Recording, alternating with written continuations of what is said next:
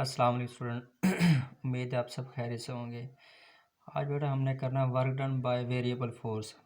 रात हमने टॉपिक पढ़ा था कल कि work done by constant force. आज हमने करना work done by variable force. देखिए बेटा, बहुत सारे केस ऐसे होते हैं जिसमें ना फोर्स कांस्टेंट नहीं रहती। अगर फोर्स कांस्टेंट नहीं रहती तो फिर हमें वर्क एग्जैक्ट नहीं मिलता। तो फिर हम उसके लिए क्या करते हैं, हम फिर एग्जैक्ट वर्क किस तरह लेते हैं, आज हम इस टॉपिक में अंडरस्टैंड करेंगे। देखिए मैडम, मैंने जैसे लिखा कि in many case the force is not constant but it varies in magnitude and direction or in both. यानी कि बहुत सारे केसेस में ना फोर्स कांस्टेंट रहती, उसकी डायरेक्शन चेंज होती है या फिर मैग्नीट्यूड या फिर दोनों ही चेंज हो सकती हैं। दो एग्जाम्पल यहाँ पे डिस्कस करते हैं। हमारे पास पहले एग्जाम्पल है force of gravity act in rocket moving away from अर्थ।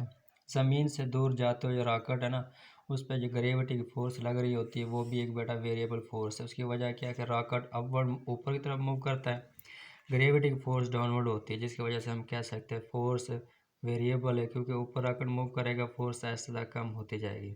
दूसरा, force exerted by spring increase by the amount of stretch. Spring को जब हम खींचते हैं, खींचेंगे ना, उसमें जो एनर्जी स्टोर होती है वो होती है इलास्टिक पोटेंशियल एनर्जी। जब हम उसको छोड़ेंगे तो वो स्प्रिंग अपनी मेन पोजीशन की तरफ जाता है, मेन पोजीशन की तरफ जाएगा, उसकी के अंदर जो रिस्टोरिंग फोर्स है कम होती जाएगी। अब ये जो फोर्स कम होती जा रही है, मेन पोजीशन में जाकर रिस्टोरिंग फोर्स ज़ीरो हो जाती है, तो इस फोर्स को भी हम कह सकते हैं वेरिएबल फोर्स है। अब हम यहाँ पे इसको डिस्कस करने के लिए कि वेरिएबल फोर्स हम वर्क किस तरह मालूम करते हैं, हम फर्ज करते हैं हमारे पास ना दो पॉइंट हैं, एक पॉइंट ए है और एक पॉइंट बी है। हम फर्ज करेंगे एक बॉडी, उसको ना पॉइंट ए से लेकर बी तक लेके जाना है। इसको ले जाने के लिए हमें कितनी फोर्स लगानी पड़ेगी या कितना वर्क होगा वो मालूम करना है। बेटा देखें, ये पॉइंट ए से बी तक अगर हम डायरेक्ट वर्क मालूम करेंगे ना, इसमें फोर्स वेरिएबल है, क्योंकि ऊपर तरफ जा रहे हैं, हर लम्हा फोर्स कम हो रही होगी, वर्क हमें एग्जैक्ट नहीं मिलेगा।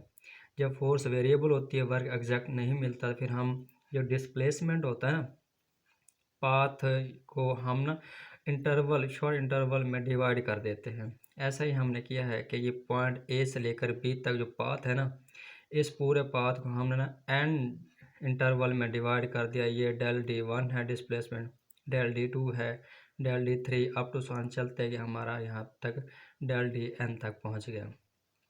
अब हर इंटरवल में फोर्स लगे ना, वो F1 है, डिस्प्लेसमेंट के साथ एंगल थीटा 1 बना रही है, F2 है, इस इंटरवल के साथ थीटा 2 बना रही है, इस तरह थीटा 3 को चलते हो ना, यहाँ पे थीटा n फोर्स Fn बना रही होगी। अब बेटा इस हर इंटरवल में, जैसे ये इंटरवल F1 D1 का है या D2 का है, हर इंटरवल में जो फोर्स होगी वो हम कह सकते हैं अप्रॉक्सीमेटली रिमेन कांस्टेंट। अगर इस इंटरवल में फोर्स कांस्टेंट तो फिर हम एग्जैक्ट या एक्यूरेट वर्क मालूम कर सकते हैं इस इंटरवल में। अब हम ऐसे करते हैं, जैसे मैंने बोला ना यहाँ पे कि डिवाइड दी पाथ, यहाँ पे लिखना था into an short interval of time displacement, del D one, del D two, del D three, up to सन चलते हैं डेल एन तक। The force is considered during this interval are, यानी हम फोर्स को भी ऐसे कंसीडर कर लेते हैं हर इंटरवल में। पहले इंटरवल की F1 होगी, दूसरे की F2, अप टू सन Fn है respectively. Work done each interval are, हम ना हर इंटरवल का अगर वर्क मालूम करना चाहें, पहले इंटरवल का वर्क है, देखिए बेटा ये पहला इंटरवल है, यहाँ से लेकर इधर तक F1 है, डेल डी वन है, थीटा 1 है। हमें पता है वर्क जो होता है ना एफ डी होता है इनका प्रोडक्ट फोर्स और डिस्प्लेसमेंट का। अगर पहले इंटरवल है तो फिर हम इसलिए F1 लेंगे और डेल डी वन लेंगे। जब डॉट ख़त्म करते हैं ना, यहाँ पे डिस्प्लेसमेंट पे भी एरो हेड आता है, क्योंकि दोनों वेक्टर प्रोडक्ट हैं। जब डॉट ख़त्म करते हैं हमारे पास कास थीटा आता है, यहाँ पे थीटा 1 लिखा क्योंकि पहला इंटरवल है। दूसरे इंटरवल का भी वर्क सेम इसी तरह आ जाएगा, F2 del D two cos theta 2 आ जाएगा। अप टू सन चलते जाएंगे ना, हमारे पास n इंटरवल का आ गया। अब ये तो ना हम हर एक इंटरवल का अलग अलग वर्क मालूम किया है, हमें ना टोटल वर्क चाहिए, यानी पॉइंट ए से लेकर बी तक। ये टोटल वर्क लेने के लिए ना हम इन सब वर्क के इंटरवल को ऐड करेंगे। टोटल वर्क के लिए हमने किया वर्क पहले का, दूसरे इंटरवल का, तीसरे का, अप टू सन चलते गए n इंटरवल का।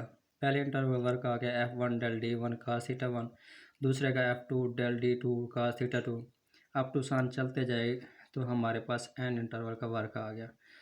अब हम इस पूरे को समीशन फॉर्म में लिख सकते हैं, क्योंकि 9th में आप पढ़ के कि जब कुछ वैल्यू ऐड हो रही है ना, हम उसको समीशन फॉर्म में लिख सकते हैं। हमारा टोटल वर्क आ गया सिग्मा या समीशन एफ आई का डेल डी आई का थीटा आई। अब आई स्टार्ट हो रहा है 1 से और एन तक जा रहा है, ये इंटरवल हमारे पास बन गए।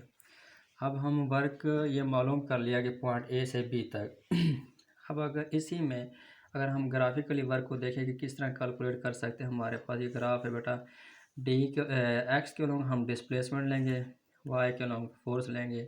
अब जैसे पॉइंट ए से बी तक का ये वर्क है, हमने जैसे हर डिस्प्लेसमेंट छोटे छोटे इंटरवल में डिवाइड किया था ना, del D 1 del D 2 del D 3 हर एक का। अब ये ना रेक्टेंगल्स बन रही हैं, हर रेक्टेंगल उस दौरान या उस डिस्प्लेसमेंट का वर्क शो कर रही है। ये दूसरा रेक्टेंगल है तो ये दूसरे इंटरवल का वर्क शो कर रही है। इसी तरह यानी कि ये टोटल वर्क है पॉइंट ए से बी तक का ग्राफिकली। अगर हमें वर्क मोर एक्यूरेट मालूम करना हो तो फिर हम क्या करते हैं, इन इंटरवल को मज़ीद स्मॉल इंटरवल में डिवाइड कर देते हैं।